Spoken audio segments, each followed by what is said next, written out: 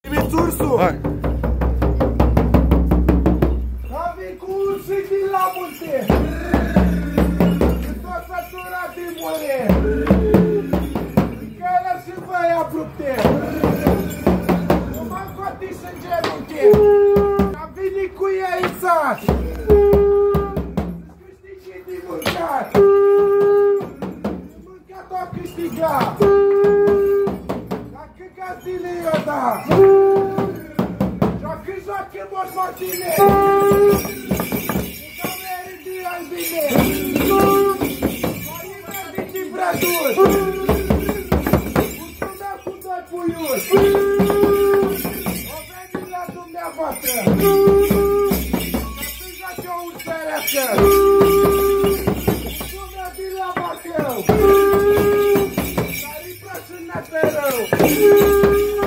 Doamne, ca cu ciucălău!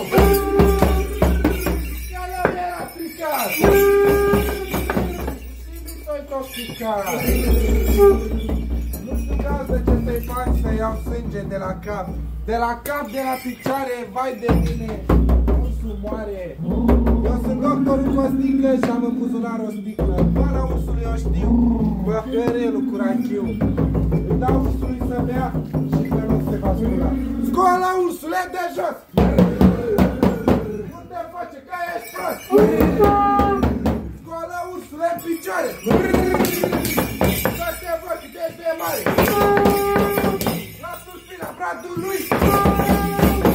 O fătă cu soarca-i bun! Unui negru, unui scur! Altul grumăriu la cur! Dar la câtii ursule jos! Nu s-a mâncat da frumos!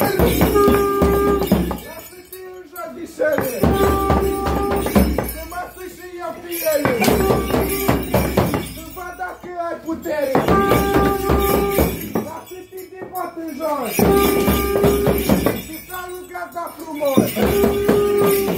Vai mergi din priboi.